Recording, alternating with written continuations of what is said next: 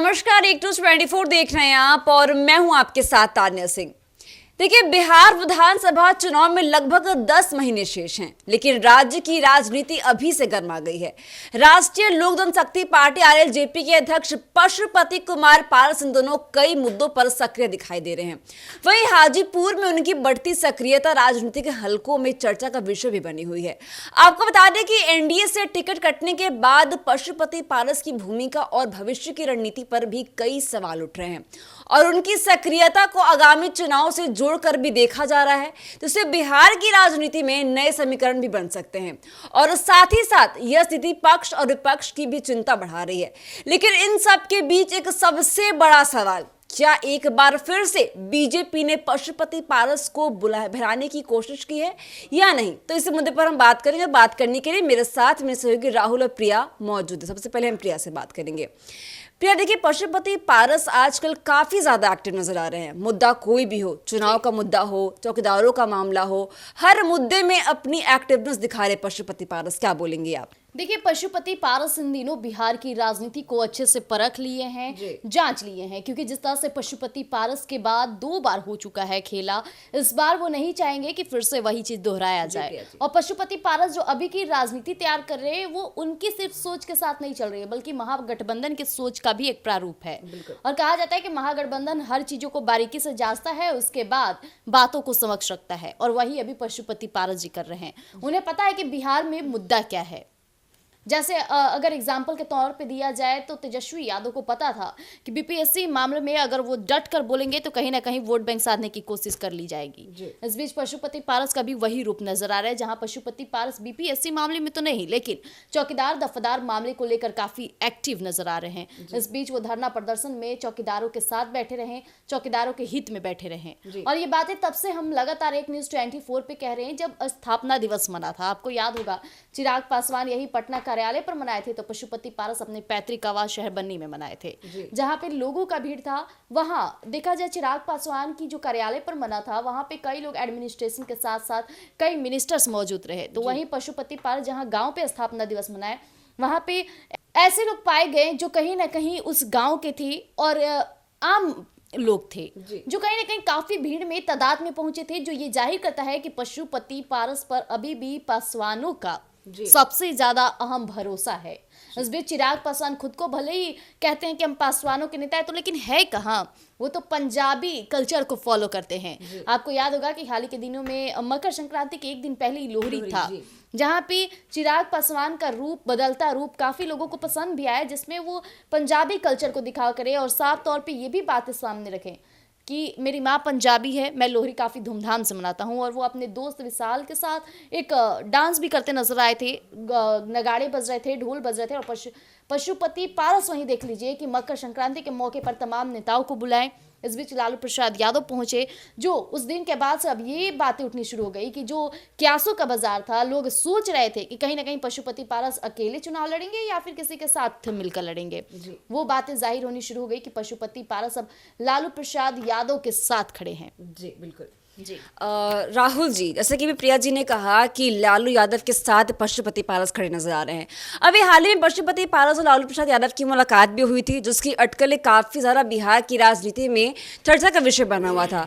तो क्या बोलेंगे आप, ये जो पशुपति पारस और लालू प्रसाद यादव की जो मुलाकात है, ये किस ओर इशारा कर रही है बिहार की राजनीति में? देखिए, ये तो साफ साफ है कि पशुपति पारस और लालू यादव जी का मुलाकात एक नया समीकरण बिहार में तय होने वाला है। देखिए, अभी थोड़ा देर पहले आपने कहा कि शायद मोदी जी अब पशुपति पारस की तरफ हाथ बढ़ा रहे हैं, उनको वापस अपने पार्टी में बुलाने के लिए। पशुपति पारस ने काफी दिन तक इंतजार किया, वो स्थिर बैठ के देखा कि मोदी जी के तरफ से, चाहे उनकी टीम की तरफ से कोई पहल की जाती है कि नहीं हमको अपने पार्टी में बुलाने के लिए। देखिए, ये भी एक राजनेता है और सबको अपनी भविष्य की चिंता होती है, कैसे राजनीति करना है नहीं करना है, इनसे अच्छा कौन जान सकता है। रामविलास जी के भाई हुए, इनका एक और भाई था रामचंद्र कुछ करके नाम था इनका, तो राजनीतिक तो इनके भी घर में है, तो अंदेशा तो इनको भी हो गया कि कहीं ऐसा ना हो कि हम मोदी जी के साथ हैं और मोदी जी हमको इग्नोर कर रहे हैं। थोड़ा सा फ्लैशबैक मैं आपको इसलिए ले जाना चाहूंगा। याद करिए जब मोदी लालू यादव जी या राहुल गांधी बोला था कोई कि मोदी का तो परिवार नहीं है, तो सब बड़े बड़े नेता लगाने लगा ब्रैकेट में हम है मोदी के परिवार। उसमें पशुपति पारस जी भी थे। इनका भी फेसबुक पे हम देखे थे कि ब्रैकेट में करके लिखा हुआ था हम है मोदी का परिवार। इतना कुछ होने के बाद भी मोदी जी इनको इग्नोर किए। देखिए पशुपति पारस जी एक अच्छे राजनीतिज्ञ है, हल्के में नहीं लीजिए। ये भी रामविलास जी के भाई है, ये भी हाजीपुर से सांसद रहे हैं, जो अभी वर्तमान में चिराग जी वहां के सांसद है। तो ये भी राजनीति के एक अच्छे और मंझे खिलाड़ी कहते हैं वो है। वो एक सीमित समय तक इंतजार किए, जब उनसे पहल नहीं किया तो इन्होंने लालू यादव जी की तरफ से हाथ बढ़ाया और लालू यादव जी ने एक्सेप्ट भी किया। इनके जो 14 जनवरी को दही चूड़ा का जो आयोजन किया गया था, इन्होंने बहुत सारे लोगों को काट दिया जी। यहाँ राजपाल जी को काट दिया, सम्राट चौधरी जी को, विजय सिन्हा जी को, सब लोग को काट दिया गया निमंत्रण में आने के लिए। लेकिन सिर्फ आया कौन? लालू यादव और तेज प्रताप जी। तो ये एक साफ सुथरा इशारा समझ लीजिए कि आने वाले समय में राजद और RLJP का मतलब पारस गुट जी का गठबंधन होने वाला है और ये लोग साथ मिल के चुनाव लड़ने वाले हैं। गौर फरमाने वाली बात है, राहुल जी ने कहा कि मोदी जी का काफी इंतजार किए पशुपति पारस। वाकई ये लाजमी है तब से, जब आपको याद होगा कि लोकसभा चुनाव परिणाम के बाद कहीं ना कहीं चिराग पासवान अपने आप को, और चिराग पासवान की जो नाम थी वो काफी चर्चे में हो गई थी चुनावी के बाद। उसके बाद से क्या हुआ कि पशुपति पारस और चिराग पासवान के बीच जो अनबने चल रही थी, इसे भी लेकर विवादों के बातें सामने आ रहे थे। एक न्यूज 24 पर भी लगातार इस तरह की खबरें हम चलाए, लेकिन इस बीच एक बड़ी गौर फरमाने वाली बात थी जब चिराग पासवान NDA और बीजेपी के तमाम फैसलों से नाराज जताते रहे थे।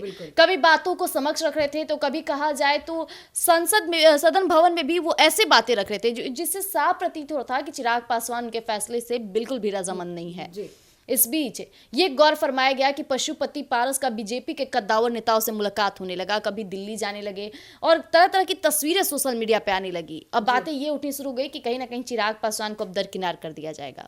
लेकिन कुछ समय बाद ही चिराग पासवान का बयान बिल्कुल तरह से पलट गया। जिन फैसलों पर वो कहते थे कि गलत है, अन्याय हुआ है, ये हुआ है, उसके बाद चिराग पासवान कहना शुरू कर दिए कि सब कुछ ठीक है, वो सरकार का फैसला है, मैं NDA के साथ हूँ, NDA का फैसला हमारी फैसला। लेकिन पशुपति पारस को फिर दरकिनार कर दिया गया। पशुपति पारस, अब हम लोग ये भी बातें चला रहे थे कि लगातार पशुपति पारस की राजनीतिक करियर खत्म होने वाली है, पशुपति पारस का अस्तित्व नहीं बचा है, इस तरह की तमाम खबरें चली। लेकिन इसके बाद जो मेन पॉइंट हुआ, पशुपति पारस कई दिनों से चुप्पी साध बैठे थे, तो ये बातें हो रही थी कि पशुपति पारस अब हार मान चुके हैं। उनके बेटे का अचानक से आना, प्रिंस राज का सामने आना, अब ये बातें हुआ कि कहीं ना कहीं पशुपति पारस अपनी उम्र की वजह से थक चुके हैं, तो अब वो प्रिंस राज को, युवा चेहरा को आगे कर रहे हैं। ये भी बातें हमने बहलाने की कोशिश किया गया। उसके बाद जैसे पशुपति पारस लगातार चुप्पी साधते बैठे रहे, उनका राजनीतिक पर सवाल उठने लगा। इसके बाद से अचानक ये मतलब बातें उठनी शुरू हो गई कि कहीं ना कहीं पशुपति पारस अब निर्दलीय चुनाव लड़ेंगे या पशुपति पारस किसी के साथ चुनाव लड़ेंगे। और ये बातें जाहिर हुई किस तारीख को? जैसे ही 2025 आता है, जनवरी आता है और लालू प्रसाद यादव उनके घर जाते हैं, माफ कीजिएगा, कार्यालय जाते हैं, वहां पे जो दही चूड़ा का आयोजन किया जाता है उसमें भागीदारी निभाते हैं और पशुपति पारस लालू प्रसाद यादव की नजदीकियां काफी क्लोजनेस दिखाती है। उस दिन के बाद से पशुपति पारस ने भी अब मजबूती के साथ कहना शुरू कर दिया है कि हम लालू प्रसाद यादव जी के साथ, महागठबंधन के साथ अब चुनाव लड़ेंगे। हमने बहुत इंतजार किया और ये इंतजार इसलिए था कि उन्हें कहीं ना कहीं एक उम्मीद थी और बीजेपी की जो नेताएं थे उन्हें बहलाने की कोशिश करते रहे लगातार। कभी उन्हें क्लोज बुला लिए, तो कभी जैसे चिराग पासवान देखे कि चमकने लगे तो पशुपति पारस को दूर कर दिया। लेकिन जी भी आपने जो बात कही कि चिराग पासवान और पशुपति पारस की जो अनबन है वो पूरे बिहार की राजनीति में चर्चाओं का विषय बनी हुई है। लेकिन इसी बीच जो खबर आ रही कि शायद पशुपति पारस को बीजेपी के नेताओं ने बहलाने की जो कोशिश की है, ये बात किस हद तक सच है? फिर से जैसे 15 जनवरी की ये तस्वीरें निकलकर सामने आई और लगातार लालू प्रसाद यादव और पशुपति पारस मजबूती के साथ हर चीज में काफी एक्टिव नजर आने लगे, तो कहीं ना कहीं बीजेपी के नेताओं को ये क्या बोलते हैं, भनक लग गई और उसके बाद वो लगातार प्रयास करें कि पशुपति पारस उनके साथ आ जाए। लेकिन पशुपति पारस अब बहलने वाले नहीं है। कई बार कोशिश की है, इस बार वो बिल्कुल भी नहीं भटकेंगे। उन्होंने कई बार कह दिया, मीडिया संस्थान में भी जाके कह दिया कि हम पशुपति पारस हैं और हमें महागठबंधन की सोच और जो उनकी आने वाली राजनीति है उस पर हम कायम रहने वाली राजनीति बनाएंगे। जी राहुल जी, मेरा एक सवाल आपसे होगा कि अभी पशुपति पारस ने NDA को लेकर भी कई बड़े फैसले लेने की बात कही है और साथ ही सीएम नीतीश कुमार को लेकर भी काफी बड़ी बात कही पशुपति पारस ने, इस पे क्या बोलेंगे आप?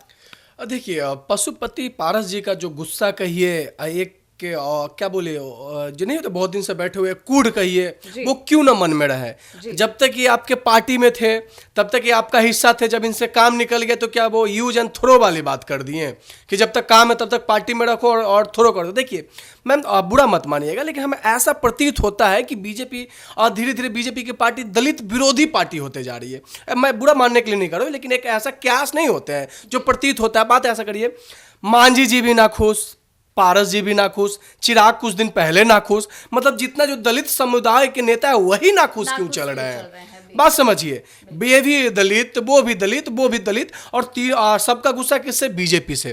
तो धीरे धीरे ऐसा प्रतीत हो रहा है कि बीजेपी अपने आप में एक फॉरवर्ड विचारधारा वाली पार्टी बनते जा रही है और दलित की पार्टी और दलित के व्यक्ति को इग्नोर किया जा रहा है। फिर भी हमें तो अफसोस उन नेताओं के लगता है कि जो अपना सम्मान और आत्मसम्मान बेचकर बीजेपी में अपनी पर्सनली फायदे के लिए साथ बने हुए रहते हैं।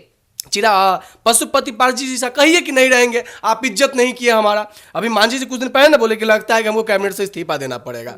देखिए कि मेरा जब औकात आप नहीं नापे, ना झारखंड में नापे, ना बिहार में नापे तो नापिए, ना दिल्ली में नापे तो नापिए बिहार में औकात, हम बिहार के हैं, नापिए। इसी तरह पशुपति पारस जी ने भी एक समय तक इंतजार किया, उनके तरफ से कोई पहल नहीं किया गया। जब सवाल पशुपति पारस जी पे उठने लगा कि कहीं ऐसा नहीं है राजनीतिक कैरियर खत्म हो जाए, तो पशुपति पारस जी ने पुराना है, प्रिंस राज यंग लड़का है, यंग ब्लड है, तो राजनीतिक मैम सबको आगे की भविष्य सताता है। तो जैसा कि आपने सुना कि आगामी बिहार विधानसभा चुनाव को लेकर अब कुछ ही दिन शेष रह गए हैं, तो उसको लेकर सभी दल काफी ज्यादा सक्रिय भी नजर आ रहे हैं। लेकिन इसी बीच पशुपति पारस भी पूरे दमखम के साथ अपनी रणनीति बनाने में पूरी तरह से एक्टिव हो गए हैं। जो पशुपति पारस की रणनीति है वो शायद पक्ष और विपक्ष दोनों के लिए खतरे की घंटी भी हो सकती है। तो ऐसे ब्रेक्स के लिए बने रहिए हमारे साथ और देखते रहिए News 24। धन्यवाद।